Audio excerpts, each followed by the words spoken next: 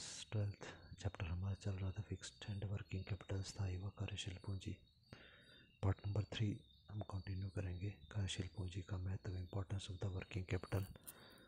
इसमें 10 पॉइंट्स हमने कर लिए थे। 11th पॉइंट पर हम आते हैं। 11th पॉइंट हमारा है नकद छूट का लाभ उठाने के लिए, to take benefit of the cash discount.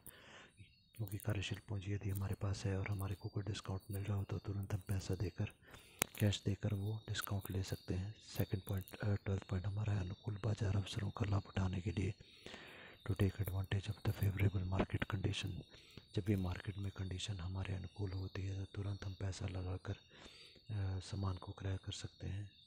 13 point है उत्पादन में निरंतरता बनाए रखने के लिए, to keep production going on. यदि हमारे पास पैसा होगा तो हमारा उत्पादन पैसे की कमी के कारण रुकेगा नहीं, बल्कि लगातार चलता रहेगा। नेक्स्ट टॉपिक हमारा है types of the working capital, या वर्किंग कैपिटल कितनी प्रकार की होती है। पहला प्रकार हमारा है on the basis of the concept, या अवधारणाओं के आधार पर। हम पहले भी डिस्कस कर चुके हैं। पहले ही जो प्रकार की है वह सकल कार्यशील पूंजी, जैसे कि ग्रॉस वर्किंग कैपिटल हम लोग बोलते हैं। ये इसमें हम लोग सभी जितने भी हमारी चालू संपत्तियाँ होती हैं, जिनको हम करंट एसेट बोलते हैं, सभी करंट एसेट्स को इसमें हम इंक्लूड कर लेते हैं। जैसे कि कैश इन हैंड, हमारे पास जितना कैश है, बैंक में जितना कैश हमारे पास है, डेटर्स जिनसे हमने पैसा लेना है वो भी इसमें आ जाता है। स्टॉक की वैल्यू भी इसमें इंक्लूड कर ली जाती है, कितने रुपए का स्टॉक हमारे पास है। बिल्स रिसीव, मतलब बिल्स ऑफ एक्सचेंज, जिसके कि पैसे हमने लेने होते हैं, वो भी हमारा ही पैसा है, इसलिए उसको भी इसमें इंक्लूड किया जाता है। प्रीपेड एक्सपेंसेस, पहले यदि हम लोगों ने पैसा दे दिया है तो वो भी हमारी एसेट होती है। एडवांस पेमेंट, अग्रिम भुगतान, यदि एडवांस में हमने किसी को पैसा दे दिया है तो वो भी हमारी करंट एसेट है।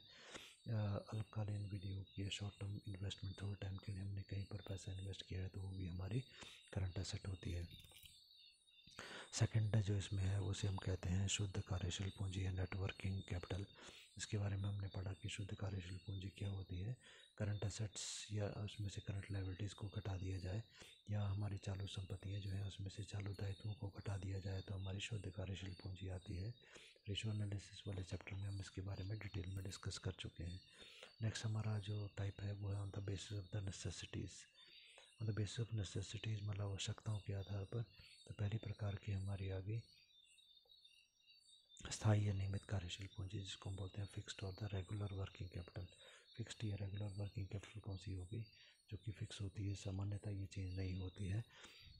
जो व्यवसाय के सामान्य संचालन, नॉर्मली बिजनेस को चलाने के लिए जो हमें करंट एसेट्स चाहिए, चालू संपत्तियां हमें चाहिए, हर समय जो पैसा हमारा लगा होता है करंट एसेट में, वो हमारी नियमित या फिक्स्ड और रेगुलर वर्किंग कैपिटल होती है। जैसे कि कच्चे माल का न्यूनतम स्तर कम से कम इतना तो रॉ मटेरियल हमारा हर वक्त जो है हमारे पास चाहिए होगा। न्यूनतम स्तर मतलब मिनिमम लेवल। उसके बाद में नेक्स्ट चीज़ आती है इसमें निर्मित माल का न्यूनतम स्टॉक, बना बनाया सामान हम अपनी फैक्ट्री में कितना रखते हैं वो भी इसमें आ जाएगा। उसका मिनिमम स्टॉक जो होगा, न्यूनतम रोकड़, कम से कम कितनी कैश हम अपने पास रखते हैं वो भी इसमें आ जाएगी। उसके बाद बैंक में कितना मिनिमम बैलेंस हम लोग रखते हैं वो भी इसमें आ जाएगा, क्योंकि मिनिमम है, हर समय ही हमारे पास होता ही होता है। दूसरे प्रकार की जो है उसे हम बोलते हैं परिवर्तनशील या मौसमी कार्यशील पूंजी, जिसे हम बोलेंगे वेरिएबल और सीजनल वर्किंग कैपिटल। वेरिएबल और सीजनल वर्किंग कैपिटल कौन सी होती है? जो व्यवसाय में समय समय पर चेंज होती रहती है। यदि अधिक मात्रा में हमें रॉ मटेरियल कच्चा माल खरीदना है तो उसके लिए हमारे को ज़्यादा धन की आवश्यकता पड़ती है। जैसे कि एग्जांपल के लिए चीनी उद्योग है, शुगर इंडस्ट्री है। यहाँ पर गन्ना जो एक विशेष मौसम में पैदा होता है, तब हमें बहुत बड़ी मात्रा में गन्ना खरीदना होगा, जिससे कि हम बहुत बड़ी मात्रा में चीनी का निर्माण कर सकें, जो साल भर हमारी बिकेगी। तो बहुत बड़ी मात्रा में जब क्रय करना है तो वर्किंग कैपिटल भी ज़्यादा चाहिए। नेक्स्ट हेडिंग हमारा है कार्यशील पूंजी की आवश्यकता है, need of the working capital. क्या इसकी आवश्यकता है या नीड है, इसके बारे में हम देखें। तो पहला हम डिस्कस करेंगे निर्माण उद्योग में कार्यशील पूंजी का ऑपरेटिंग साइकिल क्या होता है। Operating cycle of the working capital for the manufacturing industries. Manufacturing industries की हम बात करते हैं तो उसकी कार्यशील पूंजी का ऑपरेटिंग साइकिल क्या है, कैसे वो कार्यशील पूंजी चलती है। तो सबसे पहले हमारे पास कैश होता है, जिससे कि हम कच्चे माल को क्रय करते हैं। Purchasing of the raw material from the cash. Second point है मजदूरी आदि ऑपरेटिंग व्यय करना। Making payment for the wages etcetera. Operating expenses, जो हमारे ऑपरेटिंग एक्सपेंसेस हमारे होते हैं, उन ऑपरेटिंग एक्सपेंसेस को हमने पेमेंट जो करनी होती है, जैसे मजदूरी हमारे को रोज़ की रोज़ देनी होगी सामान तैयार करने में।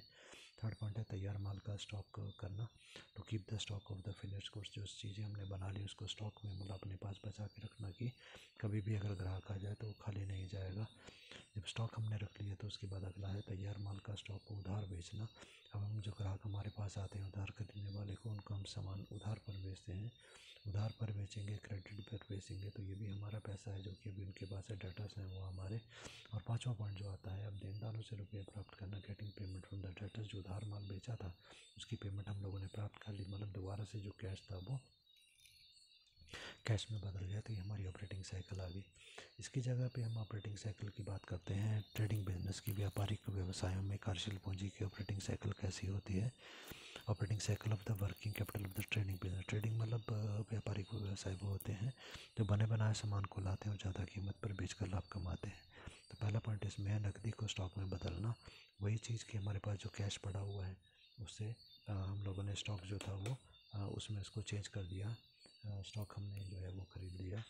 सेकंड पॉइंट है तैयार माल को उधार बेचना। अब जो सामान हमने ख़रीदा है उसको हम लोग क्या करेंगे, उधार पर ग्राहकों को बेचेंगे। Selling the goods on the credit basis. जब उधार पर बेच दिया उसके बाद उन ग्राहकों से, देनदारों से हमने पैसा जो है वो प्राप्त करना है। Getting cash from the debtors. अब उसके बाद में नेक्स्ट टॉपिक हमारा आता है कार्यशील पूंजी की आवश्यकता को प्रभावित करने वाले घटक या factors affecting the requirement of the working capital. हमारी कंपनी जो वर्किंग कैपिटल होती है उस कितनी होनी चाहिए, इसको कुछ चीज़ें इफ़ेक्ट करती हैं, प्रभावित करती हैं, जिसकी बेस पर हम कार्यशील पूंजी के बारे में डिसाइड करते हैं। तो पहला पॉइंट आ गया इसमें व्यवसाय की प्रकृति और the nature of the business, कि हमारा बिजनेस कैसा है उसके हिसाब से वर्किंग कैपिटल होगी। तो अगर हमारा निर्माणी व्यवसाय है, मतलब जहाँ पर हम वस्तु का कच्चे माल से निर्माण करके बना करके बेचते हैं, तो कच्चे माल को तैयार माल में बनने में काफ़ी समय लग जाता है। तो हमारे को कच्चा माल भी कुछ स्टोर करके रखना होगा, कुछ अर्धनिर्मित माल आधा बना हुआ सामान स्टोर करना है, तैयार माल को स्टोर करना है हम लोगों ने, स्टॉक में हमें रखना होगा। तो इसका मतलब जब तक ये सारा पैसा सामान हमारा बिक नहीं जाता है तब तक हमारा पैसा जो होगा वो इस प्रोसेस में, कच्चे माल वगैरह में हमारा पैसा जो है वो बंधा हुआ रहेगा। तो ऐसी स्थिति में हमारे को ज़्यादा पैसा चाहिए, मतलब ज़्यादा कार्यशील पूंजी चाहिए।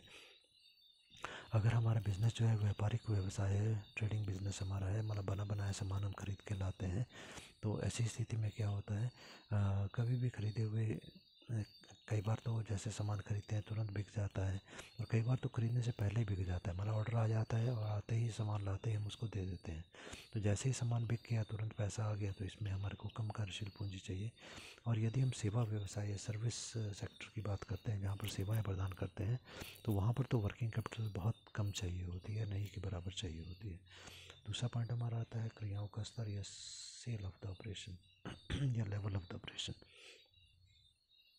हमारा लेवल क्या है ऑपरेशन का, तो हम यहाँ पर बात करेंगे, इसको यहाँ पर सेल लिखा हुआ इसकी जगह लेवल कर लीजिएगा, लेवल ऑफ ऑपरेशन। ठीक है। तो बड़े आकार का अगर हमारा बिजनेस है तो उसमें ज़्यादा वर्किंग कैपिटल चाहिए, ज़्यादा सामान होना है। और अगर छोटा बिजनेस हमारा है तो उसमें थोड़ा सामान होगा तो कम पूंजी से काम हमारा चल जाएगा। थर्ड पॉइंट हमारा है व्यापारिक चक्र या व्यावसायिक चक्र, जिसको हम बिजनेस साइकिल बोलते हैं। तो तेज़ी का जो समय होता है, तेज़ी काल जो होता है, जब बूम पीरियड जिसे बोलते हैं, उसमें मांग बढ़ती है। अगर मांग बढ़ेगी तो क्या होगा, उत्पादन भी बढ़ाना पड़ेगा, उत्पादन बढ़ेगा तो बिक्री भी बढ़ेगी। कहने का मतलब है ज़्यादा उत्पादन, ज़्यादा बिक्री करने के लिए हमारे को ज़्यादा वर्किंग कैपिटल चाहिए होगी। जो मंदी काल होता है, जिसको हम डिप्रेशन का टाइम बोलते हैं, उसे मांग घट जाती है, और जब मांग घट जाती है तो उत्पादन भी कम हो गया, उत्पादन कम होगा तो बिक्री भी कम होगी, और बिक्री भी कम, उत्पादन कम, तो इसका मतलब पैसा भी कम चाहिए, तो वर्किंग कैपिटल कम हो तो हमारा काम चल जाता है। फोर्थ पॉइंट है मौसमी घटक या सीजनल फैक्टर। मौसम का भी प्रभाव इसमें पड़ता है। कुछ वस्तुओं की मांग पूरा वर्ष जो है वो चलती रहती है, परंतु उत्पादन जो है, और उत्पादन भी पूरा साल चलता रहता है। ठीक है। तो ऐसी वस्तुएं जिनकी मांग भी पूरा साल होती है और उत्पादन भी पूरा साल चलता है, तो उनमें कम वर्किंग कैपिटल चाहिए होती है, क्योंकि थोड़ी थोड़ी मांग और थोड़ा थोड़ा उत्पादन, कम वर्किंग कैपिटल से काम चल जाएगा। परंतु कुछ वस्तुएं ऐसी होती हैं जिनकी मांग जो है किसी विशेष मौसम में ही होती है, पर उत्पादन जो है पूरा वर्ष चलता है। तो हम क्या करेंगे, उत्पादन कर करके उस सामान को स्टॉक करके रख लेंगे, ताकि जब वो मौसम आएगा बिक्री का तब हमारा सामान हम इकट्ठा ही बेच सकें। तो इसका मतलब है सामान हम खरीद रहे हैं, कच्चा माल सामान बना रहे हैं, बना बना के स्टोर कर रहे हैं, तो ऐसी स्थिति में हमें ज़्यादा कैश चाहिए होगा, मतलब ज़्यादा वर्किंग कैपिटल चाहिए होगा। एग्जाम्पल में इसके आप बोल सकते हैं ऊनी वस्त्र हो सकते हैं। ठीक है, इसके बाद अगला पॉइंट हमारा आ जाएगा उत्पादन चक्र या प्रोडक्शन साइकिल। उत्पादन का चक्र मतलब ये है कच्चे माल को तैयार माल में परिवर्तित करने में कितना समय हमारा लगता है, उसको हम उत्पादन चक्र या प्रोडक्शन साइकिल बोलते हैं। तो यह पीरियड जितना अधिक होगा, मतलब कच्चे माल से पक्के माल में या तैयार माल में बदलने में जितना ज़्यादा समय लगेगा, उतना ही ज़्यादा टाइम तक हमारी पूंजी जो है वो कच्चे माल या अर्धनिर्मित माल में फंसी होगी। बहुत लंबे समय के बाद वो सामान तैयार होगा, फिर बिकेगा, इसका मतलब हमारे को ज़्यादा समय तक कैश चाहिए, वर्किंग कैपिटल ज़्यादा चाहिए। और यदि हमारा उत्पादन चक्र छोटा है, उत्पादन चक्र छोटे होने का मतलब तैयार माल कच्चे माल से तैयार माल में फटाफट तैयार हो जाता है, तो फिर सामान तैयार हुआ, बिक गया और फिर पैसा आ गया, तो यहाँ पर हमारे को कैश तुरंत मिल जाता है, इसलिए वर्किंग कैपिटल की कम आवश्यकता होती है। 6 पॉइंट है उधार उपलब्ध कराना, क्रेडिट अलाउड, उधार देना मतलब। ठीक है, यहाँ पर इसका मतलब ये हुआ कि अगर हम नकद बिक्री ज़्यादा करते हैं, नकद बिक्री ज़्यादा करने का मतलब जैसे ही ग्राहक आया, हमने सामान दिया, पैसा आ गया तो वर्किंग कैपिटल कम चाहिए फिर। ठीक है, क्योंकि पैसा लगातार आ रहा है।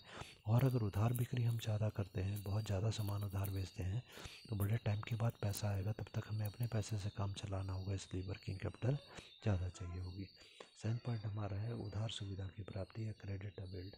उधार सुविधा की प्राप्ति का मतलब ये हुआ कि हम जो सामान ले रहे हैं उधार पर क्रेडिटर से, दुकानदारों से जो हम कच्चा सामान खरीद के लाते हैं, तो अगर हमें उधार मिलता है तो यदि कच्चा माल व अन्य सामग्री उधार हमें सरलता से मिल जाता है, यदि हमारे दुकानदार हमारे को उधार आसानी से दे देते हैं, तो ऐसी स्थिति में कम वर्किंग कैपिटल से काम चल जाएगा।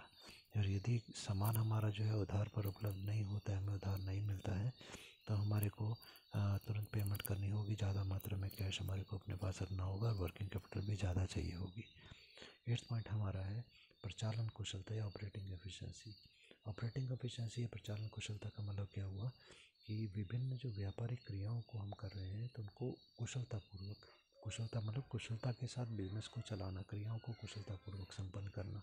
जैसे कि एग्जांपल, कच्चे माल को शीघ्र हम तैयार माल में बदल देते हैं, मतलब सामान हम ज़्यादा जल्दी तैयार हो जाता है, तैयार माल को जल्दी से हम बेच लेते हैं और डाक्टर से भी जल्दी हमें पैसा मिल जाता है। तो यदि हम ऐसा करते हैं तो क्या होगा, जल्दी जल्दी सामान बना, जल्दी से बिक गया और डाक्टर से भी पैसा जो था वो भी जल्दी मिल गया, तो कैश हमारे पास आ गया, तो हमारे को कम वर्किंग कैपिटल चाहिए।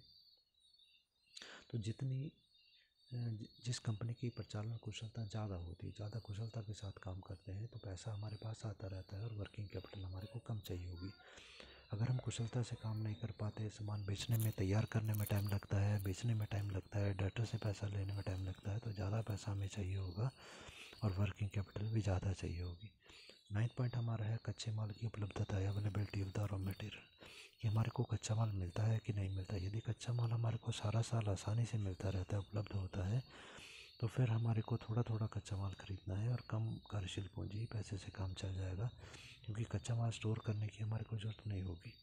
इसकी जगह यदि कच्चा माल जो है कुछ ही महीनों में हमारे को मिलता है और उत्पादन जो है हमारा पूरा साल चलता रहता है, निरंतर उत्पादन चलाने हेतु तो हमारे को कच्चा माल स्टॉक करके बड़ी मात्रा में रखना होगा और बड़ी मात्रा में खरीदने के लिए हमारे को ज़्यादा मात्रा में वर्किंग कैपिटल चाहिए होगी। 10 पॉइंट हमारा है विकास की संभावना या ग्रोथ प्रोस्पेक्ट्स। विकास की यदि हम बात करें तो उसका मतलब ये हुआ व्यवसायिक क्रियाओं के स्तर में वृद्धि करना। जो हम क्रियाएं कर रहे हैं बिजनेस में, उसका लेवल बढ़ा देना या ज़्यादा मात्रा में क्रियाएं करना, जिससे कि जिस कंपनी का विकास की संभावना ज़्यादा होती है उसको पैसा भी ज़्यादा चाहिए, तो वर्किंग कैपिटल भी ज़्यादा होगी। और जिस कंपनी के विकास की संभावना कम होगी उसको पैसा कम चाहिए और वर्किंग कैपिटल, कार्यशील पूंजी भी कम चाहिए होगी। 11 पॉइंट है प्रतियोगिता का स्तर या लेवल ऑफ द कंपटीशन। यदि कंपटीशन बहुत ज़्यादा है तो वर्किंग कैपिटल हमें ज़्यादा चाहिए, कैश हमारे को ज़्यादा चाहिए होगा, क्योंकि हमारे को अपनी दुकान में हर प्रकार का सामान हर वक्त रेडी रखना पड़ेगा, ताकि कभी भी हमारा ग्राहक हमारी दुकान से खाली नहीं जाए। तुरंत हमारे को डिलीवरी करनी होगी, अधिक मात्रा में स्टॉक हमारे को रखना होगा और हमारे को कंपटीशन में टिके रहने के लिए बहुत लंबे समय के लिए ग्राहकों को उधार भी देना होगा। और अगर उधार हम देते हैं तो ज़्यादा कैश की आवश्यकता होती है, तो वर्किंग कैपिटल भी ज़्यादा चाहिए होती है। और अगर प्रतियोगिता कम होगी तो इसका उल्टा हो जाएगा। 12वां पॉइंट है मुद्रास्फीति या फिर इन्फ्लेशन। मुद्रास्फीति का मतलब होता है मूल्य में बढ़ोतरी हो जाना। यदि उत्पादन या बिक्री पूर्व स्तर बनाए रखने के लिए हमारे को ज़्यादा पैसे की आवश्यकता होती है। यदि वस्तुओं का मूल्य बढ़ गया, उतने ही जितना सामान हम पहले बनाते थे उतना ही सामान हम बनाना चाहते हैं, उतना ही सामान हम बेचना चाहते हैं, तो हमारे को ज़्यादा पैसे की आवश्यकता होगी, क्योंकि अब कच्चे माल का रेट बढ़ चुका है। और ज़्यादा पैसे की आवश्यकता का मतलब है हमारे को ज़्यादा वर्किंग कैपिटल चाहिए होगी। 13 पॉइंट है रोकड़ की आवश्यकता या requirement of the cash. Cash की आवश्यकता हमारे को कहाँ पर चाहिए? यदि मजदूरी हमारे को लगातार देनी है, वेतन हमारे को लगातार देना है, भाड़ा मतलब किराया फ्रेट वगैरह हमें देना है, कैरियर ढुलाई हमको देनी है, कर टैक्स हमको देना है, किराया रेंट वगैरह हम देना चाहते हैं, लेनदारों को अधिक भुगतान यदि करना पड़ता है, कैश पेमेंट ज़्यादा करनी पड़ती है पैसा लेने के लिए, तो ज़्यादा कैश हमको चाहिए होगा। और ज़्यादा कैश का मतलब वर्किंग कैपिटल ज़्यादा चाहिए होगा। 14 पॉइंट हमारा है उत्पादन लागत में कच्चे माल का अनुपात, ratio of the raw material in the production cost. यदि उत्पादन लागत में कच्चे माल की लागत ज़्यादा होती है, ज़्यादा मात्रा में कच्चा माल उत्पादन हमारा यूज़ होता है, तो ज़्यादा मात्रा में कच्चा माल खरीदने के लिए हमारे को ज़्यादा मात्रा में कैश, और ज़्यादा मात्रा में कैश का मतलब ज़्यादा मात्रा में वर्किंग कैपिटल चाहिए। 15 पॉइंट है लाभांश की नीति या डिविडेंड पॉलिसी। लाभांश क्या होता है? शेयर होल्डर से मालिकों को लाभ का जो हिस्सा दिया जाता है उसे लाभांश बोला जाता है। यदि हमारी कंपनी ज़्यादा मात्रा में लाभांश देना चाहती है तो अधिक मात्रा में कैश चाहिए, मतलब ज़्यादा मात्रा में वर्किंग कैपिटल चाहिए। और यदि हमारी कंपनी बोलती है कि नकद में कम लाभ देना है, हम लोगों ने कैश हम कम देना चाहते हैं, लाभांश के तौर पर बोनस शेयर इशू करना चाहते हैं, तो ऐसी चीज़ में कैश नहीं देना पड़ेगा और वर्किंग कैपिटल कम हो तो भी हमारा काम चल जाएगा। नेक्स्ट हेडिंग हमारा है कार्यशील पूंजी के साधन या फिर sources of the working capital.